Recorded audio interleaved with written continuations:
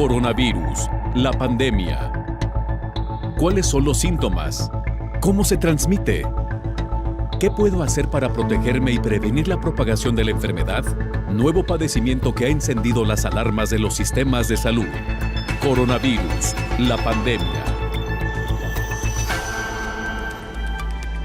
Qué gusto saludarle en este programa de Coronavirus, la pandemia, hoy en un día y un programa especial. Estamos llegando a las 500 emisiones. Este programa, sin duda alguna, ha sido un reflejo de lo que ha pasado en general en el mundo. Pensábamos que sería un programa por algunas semanas, quizá por algunos meses, y mire usted, hemos superado ya más del año y medio de emisiones y hoy llegando a estas 500 transmisiones. ¿Y por qué decía que ha sido un reflejo de lo que ha pasado en el mundo? Porque creíamos al principio que esta pandemia pasaría rápido. No ha sido así, continúa y nosotros seguiremos informando hasta que pues sea necesario seguir informándole a usted de lo que pasa en México y el mundo en torno a esta pandemia. Estamos muy orgullosos y muy contentos de ser y haber sido un instrumento de orientación, de información y sobre todo de información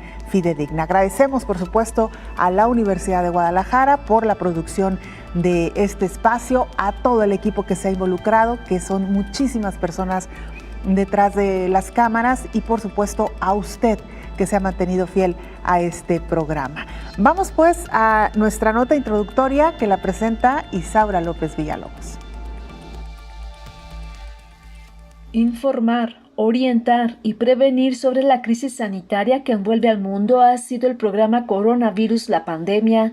Desde hace 500 días, cada tema ha estado enfocado para que las personas tomen la mejor decisión. En este segundo año, el comportamiento del virus SARS-CoV-2 es diferente. La advertencia de las y los investigadores de mutaciones se ha concretizado y enciende de nuevo los focos de alerta. Las variantes identificadas son más infecciosas y de rápida propagación que el virus original.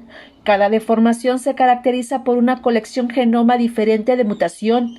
En el segundo semestre de 2020 se identificó los primeros cambios agresivos del virus y de las posibles consecuencias. A 500 días del programa Coronavirus, la pandemia, el patógeno se multiplicó y el número de personas afectadas es 20 veces más que en diciembre del 2019. El mapa mundial da cuenta de 187.600.000 personas que han enfermado por COVID-19 y 4.050.000 han perdido la vida por las complicaciones. Estas mutaciones emergentes del virus SARS-CoV-2 genera preocupación en cada región del mundo al ser de fácil transmisión, en particular la que fue identificada en Reino Unido, denominada alfa, con riesgo de hospitalización y de muerte. En Sudáfrica la variante beta y en Brasil gamma. Se ha identificado que en ambas disminuye la eficacia de algunos medicamentos con anticuerpos monoclonales y de los anticuerpos generados por una infección previa de la COVID-19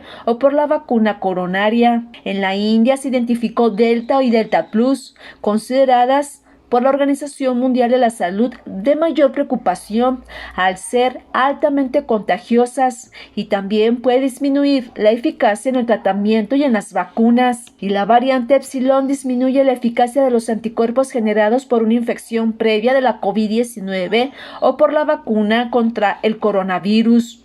El riesgo de los científicos es que estas mutaciones pueden replicarse y causar una nueva pandemia y ola de infecciones que pondría de nueva cuenta al mundo en cuarentena. Tan es así que ya se identificó la variante nigeriana en España. Este año las variantes, en particular Delta y Delta Plus, están llevando a algunos países a modificar su estrategia sanitaria a fin de evitar aislamientos forzosos. Desde el surgimiento de estas variantes, el programa Coronavirus ha dado un puntual seguimiento tanto en la patología, en el cambio del genoma y actuación con medicamentos y las vacunas de primera generación. El programa ha sido referente a nivel mundial. Sus 500 episodios diarios cumplen una misión: dar voz a los científicos y escuchar y dar respuesta a las dudas de la población, pero sobre todo ser un programa científico médico de cambio. Informó Isaura López Villalobos. Gracias, Isaura, quien ha sido sin duda alguna una pieza fundamental para que este programa se transmita día a día con los contenidos más actuales, con la profundidad del análisis y por supuesto la participación de los expertos. Gracias, Isaura, por tu enorme esfuerzo. Y quien también ha estado con nosotros desde el principio en la mayoría de los programas es Antonio Broto, corresponsal de la agencia EFE, quien nos ha mantenido informados permanentemente de lo que informa a su vez todos los días la Organización Mundial de la Salud. Antonio, qué gusto escucharte. Hola, ¿qué tal? Buenos días, Belén, y buenos días a todo el auditorio del Canal 44. El 31 de diciembre de 2019, las autoridades sanitarias de una ciudad central china llamada Wuhan reconocían 27 casos de una nueva enfermedad causada por un desconocido coronavirus. Aunque nadie lo sospechaba entonces, era el inicio de la pandemia más grave sufrida por el ser humano desde la gripe de 1918. A día de hoy, la pandemia de esta enfermedad, que en febrero de 2020 fue bautizada por la OMS con el nombre de COVID-19, ha causado más de 4 millones de muertos en el planeta y ha contagiado al menos a 185 millones de personas. Unas cifras conservadoras, ya que todos los científicos coinciden en que los números reales de fallecidos e infectados son seguramente mayores. Los efectos de la pandemia en la humanidad han sido muy profundos y de seguro figurarán durante mucho tiempo en los libros de historia, y no solo por las víctimas directas. Miles de millones de personas fueron confinadas en sus casas para intentar frenar la expansión del virus. El tráfico aéreo estuvo prácticamente detenido en todo el planeta durante meses. Ha habido un uso generalizado de la mascarilla en muchas sociedades. La vida de todos, en fin, ha cambiado en la pandemia y es bastante probable que cuando la crisis sanitaria termine, no todo vuelva a ser igual que antes de 2020. La pandemia además ha aumentado en muchos lugares la conflictividad social, con una proliferación de las protestas contra los confinamientos y otras medidas de prevención sanitaria, o también protestas originadas por la crisis económica derivada de la crisis sanitaria, que ha causado la pérdida de millones de trabajos en todo el mundo, especialmente en sectores como la hostelería o el turismo. El descontento social pudo ser clave, entre otras cosas, para que el polémico presidente estadounidense Donald Trump perdiera las elecciones de noviembre del año pasado. Los efectos políticos de la pandemia han sido enormes y seguramente continuarán en los años venideros. El grave impacto de la COVID-19 llevó a la comunidad científica internacional a dedicar todos sus esfuerzos a desarrollar una vacuna contra la enfermedad, algo que resultó en la creación de alrededor de una docena de vacunas eficaces, algunas de ellas con la novísima tecnología del ARN mensajero. Desarrollar tantas vacunas en un tiempo récord de apenas un año es un gran hito para la humanidad, aunque presenta sus desafíos. Aún no se sabe, por ejemplo, si estas vacunas inmunizarán a los pacientes para toda la vida o solo durante un tiempo. Y aunque está probada su eficacia en la reducción de casos graves y hospitalizaciones, hay dudas sobre su capacidad para frenar la transmisión del coronavirus, especialmente ante nuevas variantes que están surgiendo en la actualidad, como la Delta, mucho más contagiosa.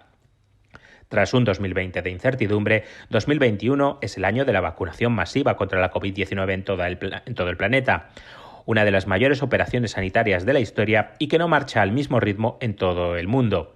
Mientras en Europa o Estados Unidos una gran parte de la población está ya inmunizada, en muchas regiones en desarrollo apenas se ha iniciado, lo que podría explicar que los grandes brotes de los últimos meses ya no se den en el viejo continente o en Norteamérica, sino en otras latitudes que el año pasado sufrieron menos la pandemia, como el sur de Asia o el continente africano. La OMS intenta reducir esta desigualdad con una llamada a que el primer mundo done sus vacunas sobrantes, pero sobre todo exigiendo a los fabricantes de vacunas que liberen sus derechos de propiedad intelectual para que las dosis se puedan fabricar y distribuir mejor en todo el mundo. La organización con sede en Ginebra advierte que hasta que todo el mundo esté a salvo del coronavirus, nadie estará a salvo, un lema que ha repetido durante meses. También advierte que dejar poblaciones enteras sin inmunizar puede acelerar la mutación del coronavirus y hacerlo aún más peligroso, incluso para los que ya estén vacunados. Reportó desde Ginebra Antonio Broto para el programa Coronavirus, la pandemia. Muchas gracias, Antonio, por este recuento y sin duda alguna ha sido un gusto también compartir contigo este espacio. Vamos ahora al mensaje que nos ha enviado el rector general de esta Universidad de Guadalajara, Ricardo Villanueva. Siempre le recordamos a usted que este programa es una producción de la Universidad de Guadalajara. Muy buen día a todas y todos. Es un gusto poder acompañarlos en el programa Coronavirus, la pandemia, un programa que surgió con el fin de informar sobre la pandemia y contribuir a la prevención de esta enfermedad. La verdad es que esperábamos que la duración de este programa fuera corta, porque eso significaría que la humanidad habría superado este problema muy rápido. Sin embargo, hoy, 14 de julio, se cumplen ya 500 programas y seguimos contando. Ha pasado año y medio desde que arrancó y sigue siendo tan útil como desde el inicio. Sobre todo hoy, que en el mundo se enfrenta a la llamada tercera ola con la variación Delta y Delta Plus, que nos recuerdan que esto no ha terminado y que es fundamental seguir con las medidas de prevención para evitar contagios. Son situaciones como esta las que nos recuerdan la importancia de los medios de comunicación para mantener informada a la población que en momentos como este está ávida de información oportuna y confiable. Gracias a esfuerzos como este programa, los televidentes de Canal 44 han tenido acceso a información de primera mano. Hemos tenido enlaces con corresponsales de todos los países donde han surgido las diferentes variantes. A nombre de la comunidad universitaria, reconozco el trabajo de todo el equipo involucrado en esta labor que desde su trinchera, mujeres y hombres universitarios han hecho frente a la pandemia y han informado de manera oportuna a toda la audiencia del Canal 44. Mi reconocimiento también para su director, el maestro Gabriel Torres, por la iniciativa. Los invito a seguir informando con la precisión que caracteriza a nuestro canal universitario. Muchísimas gracias a todo el gran equipo del Canal 44. Felicidades. Gracias también a usted, rector, por el apoyo que ha brindado a este programa. Y mencionaba ya el rector la importancia de la presencia de los corresponsales, particularmente la Agencia EFE en todo el mundo. Y precisamente vamos con Raúl Bové, corresponsal de la Agencia EFE en Reino Unido, para que nos cuente cómo ha transcurrido esta pandemia tras la llegada de la primera variante de importancia del virus SARS-CoV-2. Nos referimos a la variante alfa. Raúl, ¿cómo estás? Te saludamos con gusto. Hola, ¿qué tal? Buenos días, Belén, y buenos días a todo el auditorio de Canal 44. Debemos remontarnos al 31 de enero de 2020 y a la ciudad de York, al noreste de Reino Unido, para encontrar el primer contagio positivo de COVID en el país. Los casos aumentaron exponencialmente durante las primeras semanas hasta que el 23 de marzo el primer ministro británico, Boris Johnson, anunció la orden de confinamiento. 4 días después, el político confirmó que había dado positivo por el virus. Al contrario que en otros países, el confinamiento no fue tan estricto y los británicos podían salir de casa al menos una vez al día a hacer ejercicio, visitas médicas o compras esenciales. A partir de mayo, Reino Unido comenzó su desescalada veraniega, pero una segunda ola asoló el país en otoño del año pasado, lo que llevó al gobierno británico a anunciar el 2 de noviembre su segundo confinamiento, esta vez de un mes. A través de un sistema de niveles, cuando finalizó las restricciones pasaron de nivel nacional a nivel local y el país volvió a la normalidad por unas semanas en las que además sucedió algo histórico: la vacunación de Margaret Keenan, la primera persona del mundo en recibir la vacuna de Pfizer. A las puertas de Navidad y con el nacimiento de una nueva variante en la región de Kent, los casos se dispararon y obligaron a establecer un tercer y último confinamiento nacional el 5 de enero. Los colegios abrieron el 8 de marzo, las terrazas, tiendas y peluquerías el 12 de abril y los museos, cines y teatros el 17 de mayo. El plan inicial proponía acabar con todas las restricciones el 21 de junio, pero otra nueva variante, la India o Delta, ha vuelto a poner en jaque a la sociedad británica y ha retrasado el ya apodado como Día de la Libertad al próximo 19 de julio.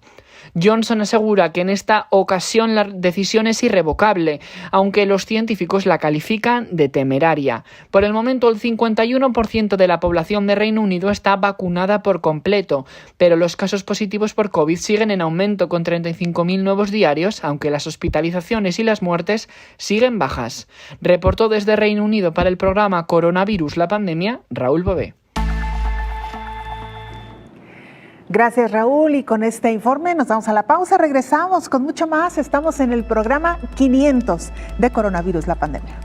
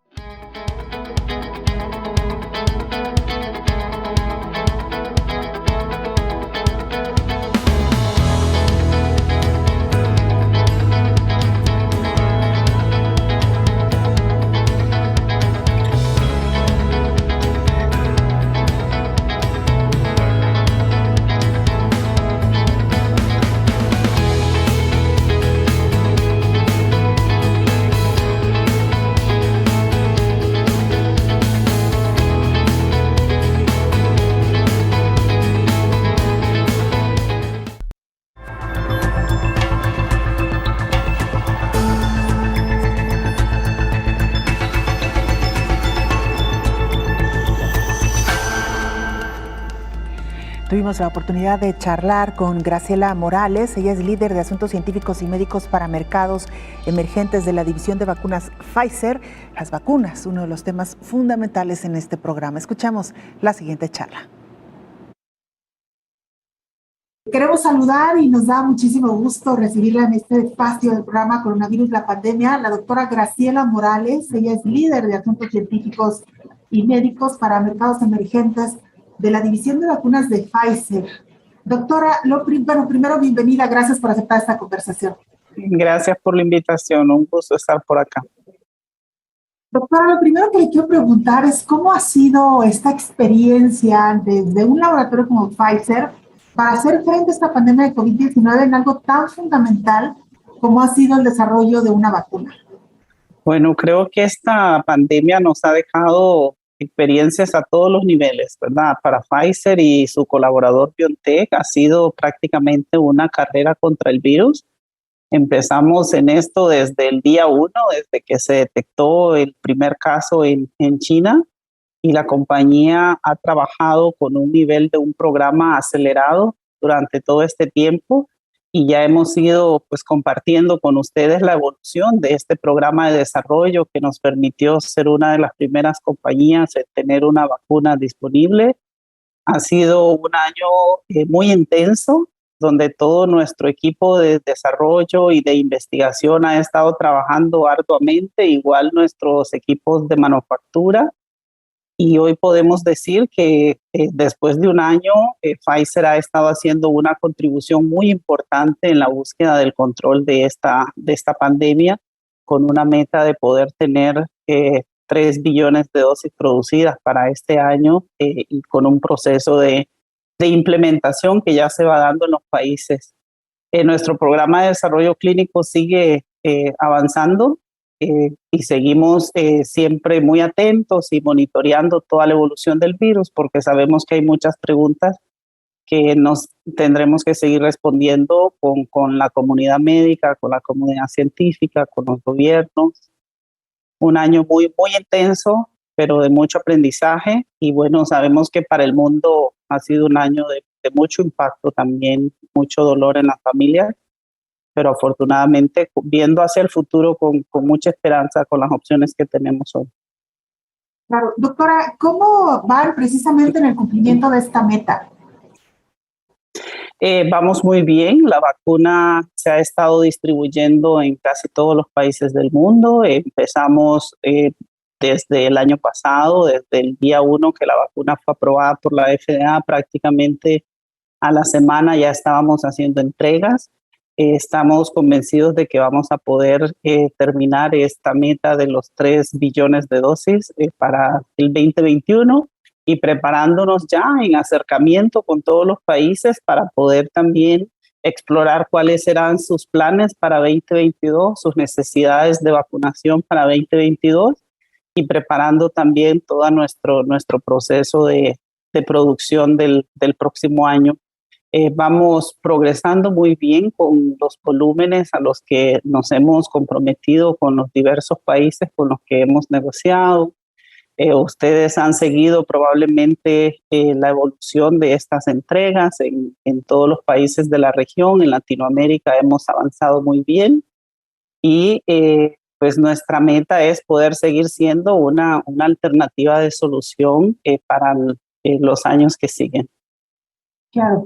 Ahora, doctora, respecto a la plataforma que ustedes utilizaron, una plataforma novedosa, la de ARN mensajero, que pues así como ha provocado mucho beneplácito porque fue posible desarrollar una vacuna en tiempo récord, también ha generado muchas dudas, doctora.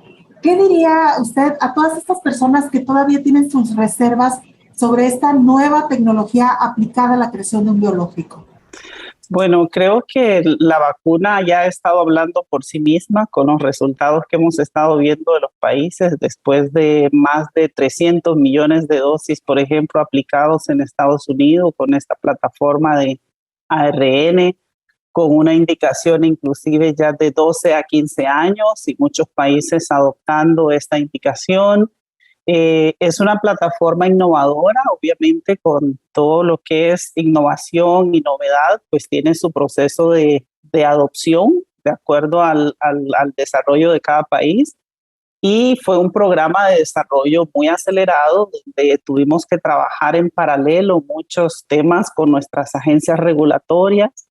Y hoy, después de un año de implementación, ya estamos viendo la experiencia de mundo real de esta vacuna, donde hemos estado viendo los resultados de efectividad muy similares a los resultados que tuvimos de eficacia.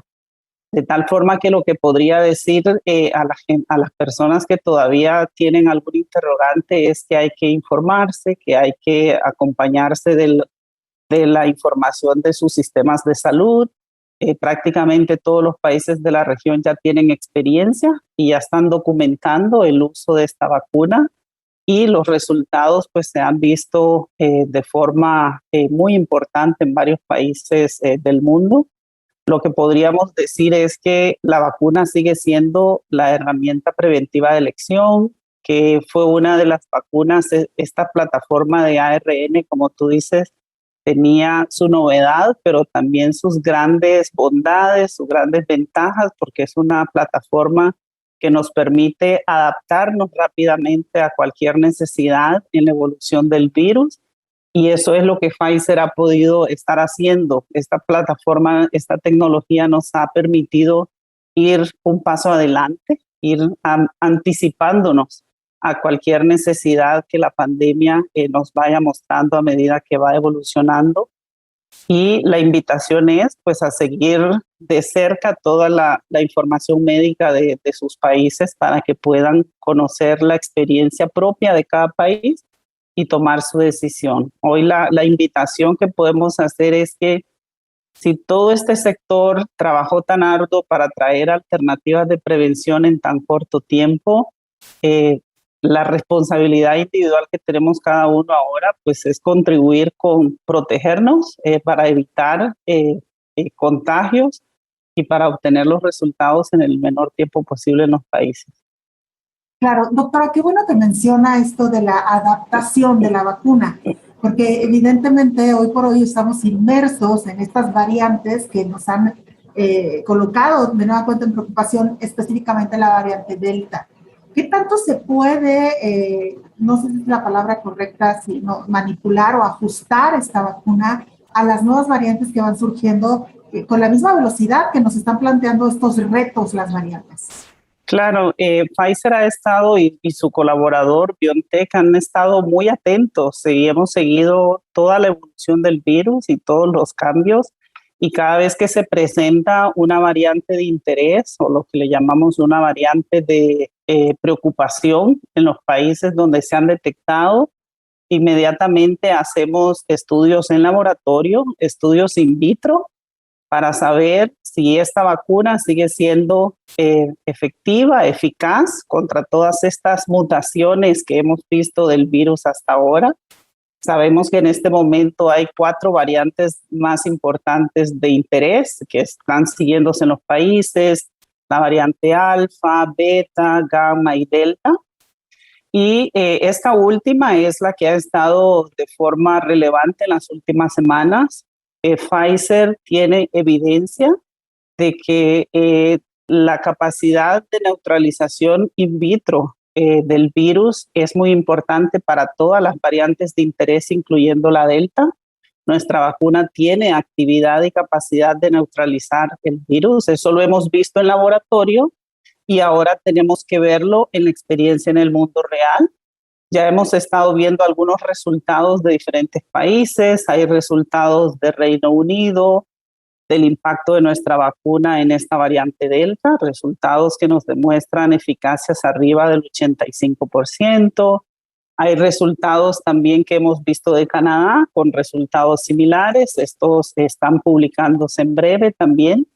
Y hay resultados de Israel, que creo que todos los conocen también, que han estado circulando, donde nos dice que la vacuna sigue siendo eficaz alrededor del 93-94% para prevenir hospitalizaciones, para prevenir severidad Sin embargo, después de 6 meses de aplicadas las 2 dosis, lo que se ha visto es que hay una disminución de la respuesta para prevenir infección. O sea, el riesgo de que puedas pescar el virus y te dé un cuadro leve o un cuadro asintomático está ahí después de 6 meses.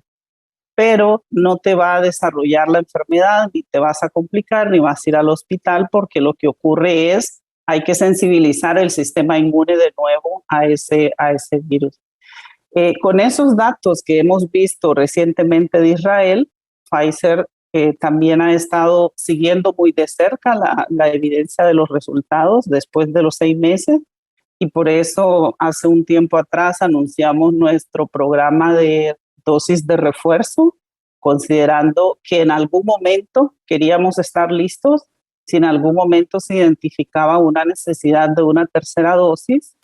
Y bueno, el día de ayer hemos anunciado los resultados preliminares de esta dosis que consideramos podría ser parte de la solución definitiva para esta variante Delta. Por último, doctora, sobre este último punto, ¿cada cuándo tendría, o más bien para cuándo se tendría que aplicar esta tercera dosis? Los resultados que mostramos ayer es que después de 6 meses que tú te aplicas una tercera dosis de la vacuna, las titulaciones de anticuerpos se disparan y produces anticuerpos hasta 5 o 10 veces más de lo que se producen con las primeras 2 dosis. Después de 6 meses, eso es espectacular porque lo que estamos haciendo es un boost del sistema inmune, estamos estimulando ese sistema inmune, produciendo más anticuerpos, y eso puede evitar lo que hoy estamos viendo en estos datos que Israel presentó 6 meses después.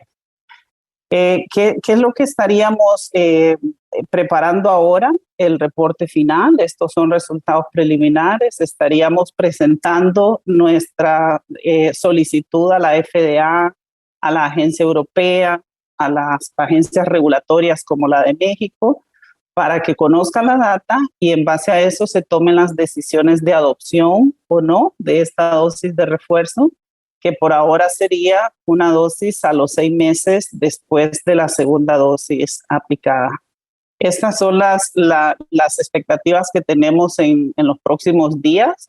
Estamos muy optimistas con estos datos preliminares que hemos visto, y hasta ahora pues nuestra vacuna sigue siendo una alternativa para todas las variantes de interés que están circulando, incluyendo esta Delta. Doctora, muy brevemente, porque lamentablemente se nos terminó el tiempo, pero ¿esta decisión se toma para reforzar el sistema inmune o porque se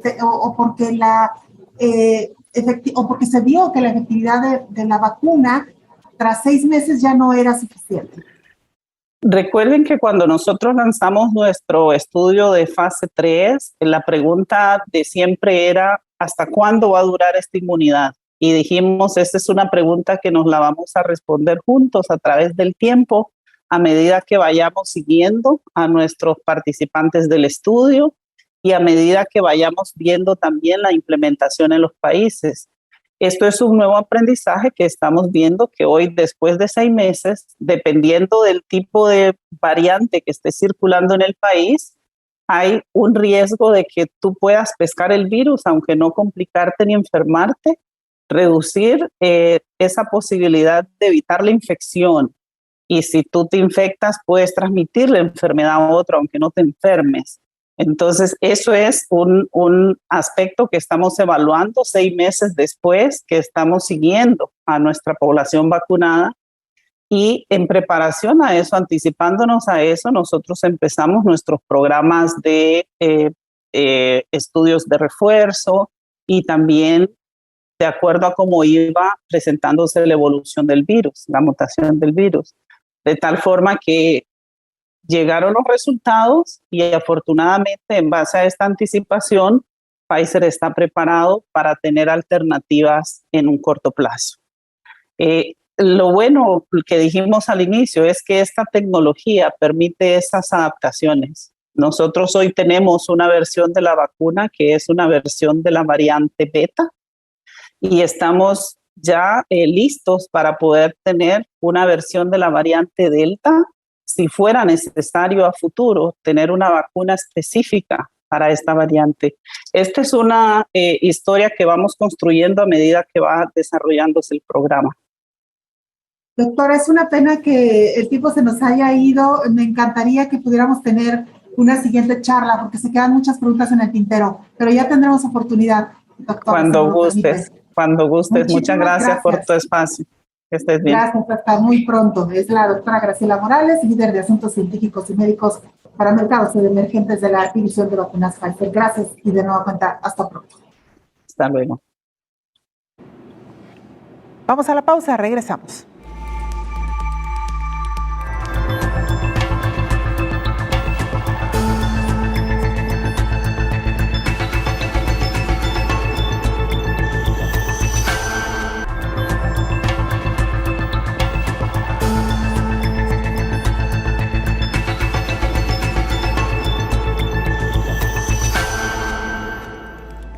Estamos en nuestro programa número 500. Gracias de verdad a usted, gracias a las televisoras públicas que también nos han seguido y se han mantenido fieles a lo largo de todas estas emisiones.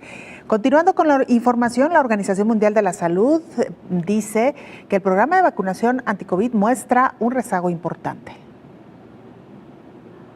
El mundo ya rebasó los 4 millones de muertes por la COVID-19. Sin embargo, reconocen que esta cifra está por debajo de la cantidad real de personas que han perdido la vida desde que se detectó el primer caso de coronavirus. Lamenta el director de la Organización Mundial de la Salud, Tedros Adhanom, y es que la vacunación se ha quedado muy por detrás de la velocidad de los contagios, de las nuevas variantes y también de la búsqueda de medicamentos para evitar las muertes en los pacientes.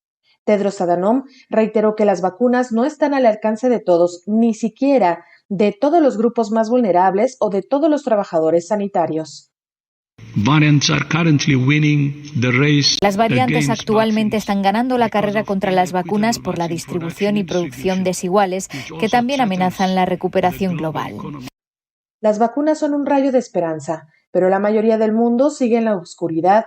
El virus avanza más rápidamente que las inoculaciones.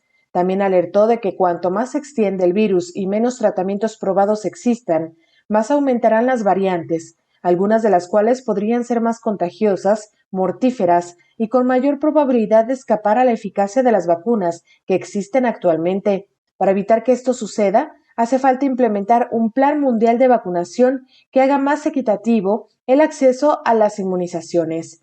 Una de las estrategias es duplicar la producción de los biológicos, coordinar la ejecución y la financiación y que se investigue más en torno a los medicamentos para el tratamiento del SARS-CoV-2, dijo el funcionario internacional, informó Rocío López Fonseca. Saludamos en esta mesa de trabajo al infectólogo Héctor Raúl Pérez Gómez.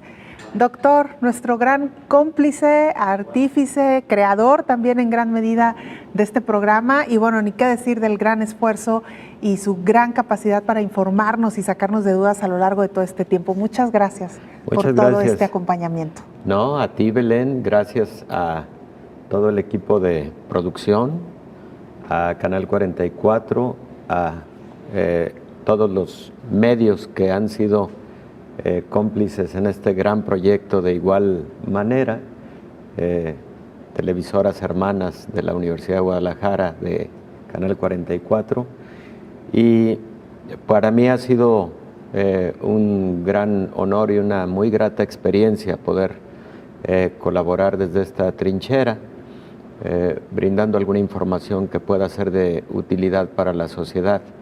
En esto se requiere el esfuerzo de todos.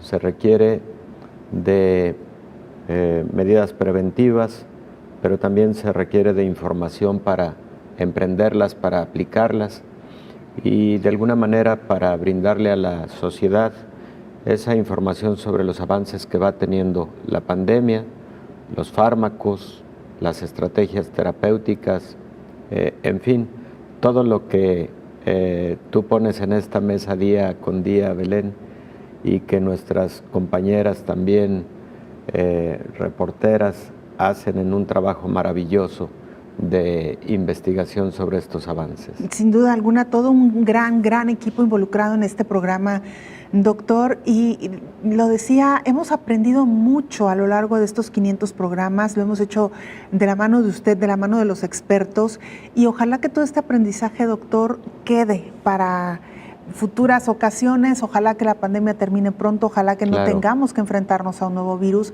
pero que todo esto que hemos aprendido sobre el cuidado de la salud permanezca ya, pues esperemos que para siempre. Sí, esa es la idea, Belén.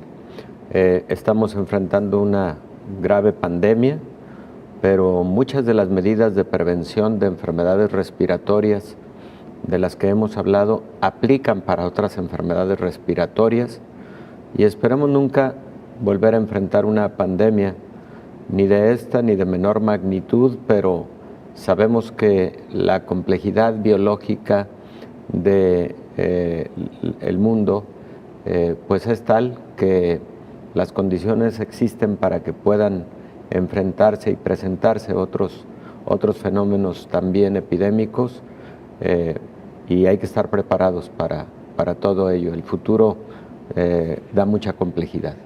Así es, doctor, si le parece y si me permite, vamos a la línea telefónica para saludar también a alguien que nos ha acompañado a lo largo de todo este tiempo en diferentes ocasiones en entrevistas, el doctor Fernando Font, director médico y de Asuntos Regulatorios de la Asociación Mexicana de la Industria de Investigación Farmacéutica. Doctor, bienvenido, qué gusto escucharle.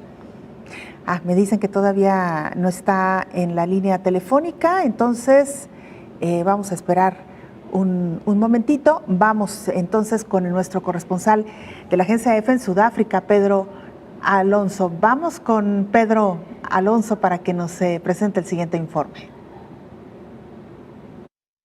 Hola, ¿qué tal? Buenos días, Belén. Buenos días a todo el auditorio de Canal 44. Sudáfrica sigue siendo el epicentro de la pandemia de COVID-19 en el continente africano. Desde que se detectó el primer caso en el país en marzo del año pasado, se han registrado algo más de 2,1 millones de contagios, lo que supone más de un tercio de todas las infecciones en África. De esos casos, unos 63.500 han acabado en muertes. El país austral afronta actualmente una tercera ola de la enfermedad, impulsada por la contagiosa variante Delta de la India. La variante Delta está desplazando incluso a la variante Beta, originada en la propia Sudáfrica, que a su vez había borrado prácticamente la presencia de las versiones previas del coronavirus. En ese contexto, el presidente de Sudáfrica, Cyril Ramaphosa, anunció a finales de junio el endurecimiento de las medidas para contener el coronavirus, al definir la tercera ola como devastadora. El gobierno sudafricano busca ahora acelerar la vacunación tras casi 5 meses de avances muy lentos debido a diversos problemas con las vacunas elegidas al principio. Hasta la fecha, Sudáfrica ha administrado poco más de 4 millones de vacunas, la mayoría de las farmacéuticas Johnson & Johnson y Pfizer, para una población de más de 58 millones de habitantes. Sudáfrica también anunció hace días la aprobación de la vacuna CoronaVac del laboratorio chino Sinovac. La inoculación va a un ritmo de más de 199.000 vacunas puestas al día, pero las autoridades quieren superar las 250.000 dosis diarias a partir de la próxima semana. Reportó desde Kenia Pedro Alonso para el programa Coronavirus, la pandemia. Vamos a la pausa, volvemos.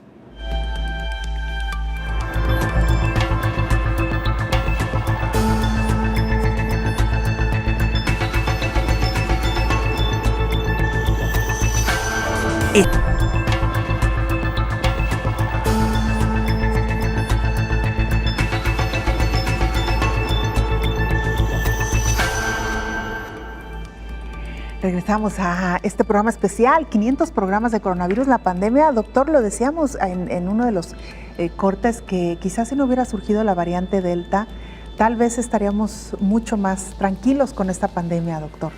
Es muy probable, Belén. La tercera ola de COVID-19 está ahora perfectamente definido. Tiene que ver con el gran impacto epidémico que tuvo COVID-19 y que sigue teniendo en la India. Claro. De hecho, para cuando inició la tercera ola, La mayor parte de casos reportados en el mundo provenían de la India y la mayor parte de casos, a su vez, causados por la variante Delta. Entonces, sí, no hay lugar a dudas. Este ha sido uno de los fenómenos detonantes de esta tercera ola. La vuelta de tuerca, quizá, doctor, si le parece, precisamente vamos a la India para que nuestra compañera Micaela Viqueira, corresponsal de la agencia EFE, nos actualice información precisamente sobre la presencia de esta variante. Adelante, claro. Micaela, te escuchamos. Hola, ¿qué tal? Buenos días, Belén, y buenos días. Una media de 3 millones de dosis diarias. No obstante, en los últimos días se reportaron casos de miles de personas que recibieron dosis de agua salina en vez de la vacuna contra la COVID en varios estados de la India. El avance de la vacunación es el plan central de las autoridades para hacer frente al virus. La India está experimentando un sostenido descenso de contagios con poco más de 40.000 casos diarios y menos de 1.000 muertes en las últimas 24 horas. Estos datos dejan atrás los 400.000 positivos y las más de 4.500 muertes diarias que se registraban en pleno pico de la pandemia a mediados de abril. El miedo a una posible tercera ola de infecciones que los expertos pronostican para el próximo mes de septiembre a causa de las nuevas variantes del virus presionan aún más a las autoridades y a sus más de 1.350 millones de habitantes a avanzar en el sistema de vacunación. La variante Delta, identificada originariamente en la India y que según la OMS circula ya en casi un centenar de países, es vista como uno de los factores que contribuyeron al espectacular aumento de casos en el país asiático debido a su alta transmisibilidad. La detección, además de una nueva variante del coronavirus conocida como Delta Plus, ya se ha identificado en unos 40 casos en el país y es ahora mismo la máxima inquietud en la India por su mayor capacidad de transmisión. Reportó desde la India Micaela Viqueira. Muchas gracias, Micaela, y por supuesto también a todos nuestros corresponsales, nuestros compañeros corresponsales que han acompañado también este programa. Ahora sí vamos a la línea telefónica al doctor Fernando Fon, director médico y de Asuntos Regulatorios de la Asociación Mexicana de Industrias de Investigación Farmacéutica. Ya está en la línea, doctor. ¿Cómo le va? Muy buenos días, Belén. Un gusto saludarla. De verdad muy satisfactorio para nosotros en la asociación poder tener la oportunidad de compartir este espacio con su audiencia. Muchas gracias por la invitación, Belén. Al contrario, gracias a usted, doctor, y precisamente pues para hablar de este reporte de 8 meses de monitoreo con esta herramienta llamada COFEPRIS Tracker. Cuéntenos de qué se trata, doctor. Muchísimas gracias por el espacio para platicar de este esfuerzo que hemos hecho desde la asociación para tratar de compartir información de manera muy didáctica, muy accesible a todas las audiencias, con el propósito de compartir cuál es el trabajo regulatorio que se va realizando por nuestra agencia sanitaria en el contexto general. Desde luego es importante todo lo que está pasando en la pandemia, pero también poder hablar de los otros temas sanitarios, regulatorios, que están alrededor de la salud de los mexicanos. Entonces esta herramienta tiene ese propósito y hemos seleccionado 6 de los trámites o de los procesos pues que tienen más impacto con la posibilidad de asegurar la disponibilidad de insumos en general, de los medicamentos en particular, que estén disponibles para la población mexicana, ¿no? Ahí hay información que hemos venido monitoreando desde el año pasado con respecto a justamente la operación del Comité de Moléculas Nuevas, que es esta primera instancia que hemos estado escuchando pues constantemente a partir de marzo, cuando el comisionado federal, el doctor Alejandro Schwartz, anuncia algunos cambios en el modelo de operación justamente de este comité, que es un grupo de científicos y coordinados por la propia COFEPRIS, que da una opinión con respecto a las distintas solicitudes de nuevos medicamentos y vacunas, desde luego, no solamente los enfocados a COVID, sino también para las enfermedades pues que aquejan a la población, ¿no? Entonces, este modelo de seguimiento nos permite ver cómo las distintas solicitudes se van resolviendo o no, ¿no? Y nos permite, en este caso, el COFEPRIS Tracker nos habla de aquellos trámites que han superado su tiempo legal de respuesta y que empiezan a formar parte de la que la propia autoridad ha identificado como una carga de trabajo, como un rezago, y que han estado estableciendo distintas estrategias para combatirlo, ¿no? investigación clínica, que es un elemento también muy importante alrededor de todo lo que está ocurriendo con esta pandemia, pero en general para el estudio y la investigación de nuevos tratamientos para otro tipo de enfermedades, pues podemos ver que había hacia los primeros registros que hicimos de este tema un número alto de solicitudes, ¿no? Andábamos por ahí rondando las 800, por ahí arriba de las 800 solicitudes pendientes relacionadas con estudios clínicos, y a fechas recientes hemos observado una disminución. Sin embargo, es importante pues mencionar que esto es un proceso dinámico y que justamente la intención del seguimiento nos va a permitir ir de alguna manera teniendo pues la información al momento con respecto al impacto de las distintas disposiciones que la propia autoridad va emitiendo, ¿no? En el caso de estudios clínicos hizo alguna declaración el propio comisionado con respecto a reducción en los tiempos de atención, lo cual creemos es importante y estamos justamente dando seguimiento. Después esta herramienta, un instrumento de divulgación de información con respecto a los elementos regulatorios que tienen que ver con la disposición de los medicamentos para la población mexicana. Doctor, me acompaña también su colega, el doctor Héctor Raúl Pérez Gómez, infectólogo, quien quiere hacerle también una pregunta, doctor. Doctor Font, buen día. Qué gusto saludarle, y me parece que es una excelente noticia lo relativo a Cofepris Tracker, porque le da la oportunidad a la población, y en particular a la población académica y científica, de estar al día con respecto a estos procedimientos de Cofepris para la más rápida autorización cuando se han tenido ensayos clínicos suficientes para poder autorizar alguna nueva molécula. Digo, entre otros aspectos que supongo que contiene esta herramienta informativa de Cofepris Tracker. Así es que felicidades, porque seguramente la asociación tuvo mucho que ver con la generación de esta herramienta. Una pregunta, doctor Font.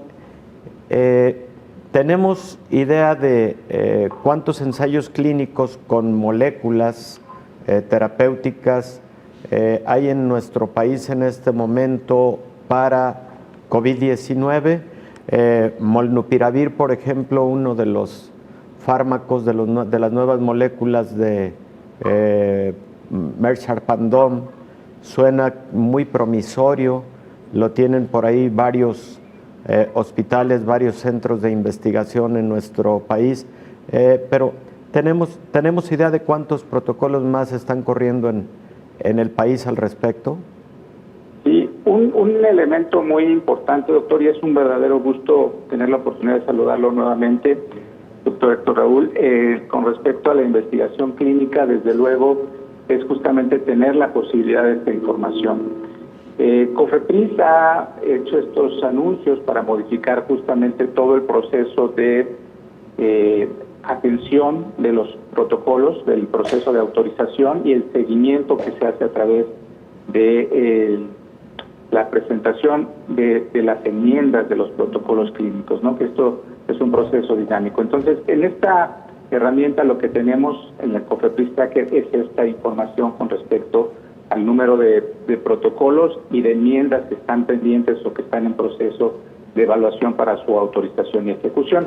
Y desde luego es muy importante el monitoreo justamente de los estudios clínicos en el ámbito de COVID, particularmente por lo que estamos viviendo. Y aquí tenemos dos fuentes de información, ¿no? El espacio internacional, esta base de datos, que si bien el propósito inicial era tener la información en el contexto de lo que está pasando en el campo de la investigación de los estudios clínicos en los Estados Unidos, trials.gov, que permite tener la foto de los estudios que se realizan en los estudios clínicos, pero poco a poco, por el impacto y por el tipo de diseños de estudios que se están haciendo, que se han venido haciendo no solamente por la pandemia, sino en términos generales, pues nos ha llevado a tener una foto, digamos, del ámbito regional. Y de ahí es muy importante señalar que desde luego los Estados Unidos es el país que tiene el mayor número de estudios clínicos corriendo actualmente en todas las áreas que se están investigando, y no es la excepción el tema de COVID-19. Claro. Y en el caso de nosotros, en el caso de México, también la propia COFEPRIS ha desarrollado una herramienta que nos permite conocer la parte de los estudios clínicos que se están haciendo en nuestro país, y ahí lo que tenemos, desde luego, es pues lo que ha sido autorizado por COFEPRIS, ¿no? Quizás no tenemos toda la información de algunas actividades de investigación que se estén realizando en las instituciones de salud, pero particularmente los estudios realizados por la industria farmacéutica tienen la obligación de pasar, justamente como usted señala, al ámbito de COVID.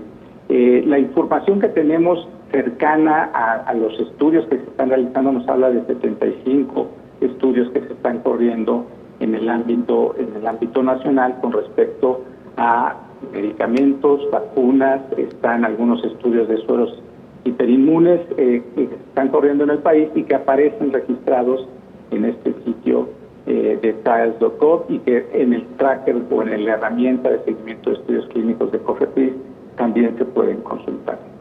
Muy bien, doctor Fernando Fom, como siempre un gusto saludarlo y escuchar, por supuesto, esta información. Gracias por acompañarnos.